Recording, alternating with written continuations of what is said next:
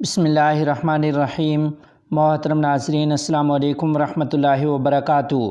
مولانا محمد کلیم صدیقی صاحب دامت برکاتہم عالیہ کی یو پی جانے کی عرضی پر سماعت سے سپریم کورٹ کا انکار۔ تفصیلات کے مطابق سپریم کورٹ نے مولانا محمد کلیم صدیقی صاحب کی اس درخواست پر غور کرنے سے انکار کر دیا جس میں انہوں نے اپنے بھتیجے کی برسی کے موقع پر یو پی میں داخلے کی اجازت مانگی۔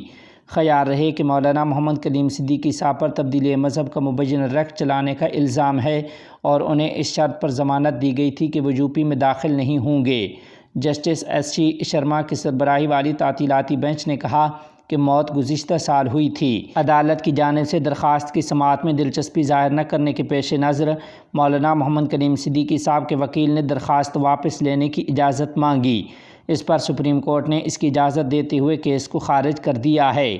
یاد رہے کہ گزشتہ سال اگست میں سپریم کورٹ نے مولانا محمد کلیم صدیقی صاحب کو اپنے بھائی کی آخری رسومات میں شرکت کے لیے اتر پردیش میں اپنے آبائی گاؤں جانے کی اجازت دی تھی۔ عدالت عظمیٰ نے اپنے حکم میں کہا تھا کہ مولانا اپنے بھائی کے آخری رسومات کے علاوہ کسی سیاسی یا سماجی پروگرام میں شرکت نہیں کریں گے اور وہ کوئی عوامی تقریر نہیں کریں گے۔ مولانا کلیم صدیقی صاحب کو دی گئی ضمانت کی شرائط میں الہ آباد ہائی کورٹ نے انہیں عدالتی سماعتوں کے علاوہ کسی اور مقصد کے لیے اتر پردیش کی سرحد میں داخل ہونے سے روک دیا ہے۔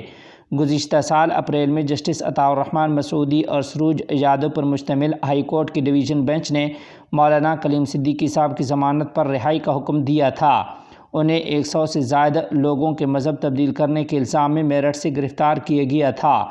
ہائی کورٹ نے ان کی ضمانت اس بنیاد پر منظور کی تھی کہ سپریم کورٹ نے اس کیس میں ان کے شریک ملزم کو ضمانت دی تھی۔ U P A T S نے دعویٰ کیا تھا کہ وہ ملک کا سب سے بڑا تبدیلی مذہب کا گروہ چلا رہے تھے اور ان کے ٹرسٹ کو حوالہ کے ذریعے پیسے مل رہے تھے۔ مولانا فضل الرحمان صاحب دامت برکاتہم عالیہ کا پیغام۔ تفصیلات کے مطابق جمعیت علماء اسلام کے سربراہ حضرت مولانا فضل الرحمان صاحب دامت برکاتہم عالیہ نے اپنے ایکس اکاؤنٹ پر جاری ایک پیغام میں کہا ہے کہ رفح میں ہونے والے مظالم کو تاریخ میں ہمیشہ بدترین اور انسانیت سوز مظالم کے طور پر یاد رکھا جائے گا۔ انہوں نے کہا کہ اسرائیل اور اس کے پس پشت قوتوں کے چہروں پہ بدنما داغ کبھی نہیں دھلے گا۔ ہم اس بربریت کی مذمت کرتے ہیں اور عالم اسلام کے حکمرانوں کو جھنجھوڑنا چاہتے ہیں کہ اپنے بھائیوں، ماؤں، بہنوں، بیٹیوں اور بزرگوں کو ان وحشیوں کے رحم و کرم پر چھوڑ کر امت مسلمہ کے حکمران بھی ان کے جرائم میں برابر کے شریک ہیں۔ وزیر برائے لیبر اینڈ سوشل افیئرز کی قطر میں مقیم افغانوں سے ملاقات۔ تفصیلات کے مطابق افغان وزیر برائے لیبر اینڈ سوشل افیئرز ملا عبدالمنان عمری نے دارالحکومت قطر دوحہ میں مقیم افغان شہریوں اور عمائدین سے ملاقات کی ہے۔ قطر میں ان کے مسائل سنے اور انہیں یقین دلایا کہ وہ اپنے لوگوں کی فلاح و بہبود کے لیے ہر ممکن کوشش کریں گے۔ قطر میں افغان سفیر ڈاکٹر نعیم وردگ نے عمری سے افغان مزدوروں سے متعلق مختلف امور پر تبادلہ خیال کیا ہے۔ غزہ کی جنگ غیر متعینہ مدت تک جاری نہیں رہ سکتی۔ تفصیلات کے مطابق چین کے صدر نے جمعرات کو بیجنگ میں چین عرب تعاون فورم کے افتتاحی اجلاس کے موقع پر عرب ممالک کے ساتھ اپنے گہرے تعلقات کو خوش آئند قرار دیا۔ انہوں نے چین اور عرب ممالک کے درمیان تعاون کو مزید وسعت دینے پر زور دینے کے ساتھ ساتھ مشرق وسطیٰ پر بین الاقوامی امن کانفرنس کے انعقاد پر زور دیا۔ چینی صدر کے خطاب کے موقع پر 4 عرب ممالک مصر، متحدہ عرب امارات، بحرین اور تونس کے سربراہان اور وزرائے خارجہ بھی موجود تھے۔ چین کے صدر نے اپنے خطاب میں کہا کہ جب بھی میں اپنے عرب دوستوں سے ملتا ہوں مجھے اپنائیت کا گہرا احساس محسوس ہوتا ہے۔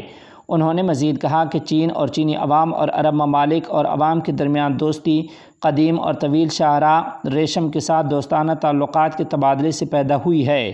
انہوں نے مزید کہا کہ چین اور عرب ممالک اقتصادی اور تجارتی تعلقات کے لیے زیادہ متوازن فریم ورک بنائیں گے جس سے دونوں فریقوں کو فائدہ پہنچے گا۔ غزہ کی جنگ کے حوالے سے چینی صدر کا کہنا تھا کہ جنگ غیر معینہ مدت تک جاری نہیں رہ سکتی، انصاف مستقل طور پر غائب نہیں رہ سکتا اور 2 ریاستی حل کو منمانی پر نہیں چھوڑا جا سکتا۔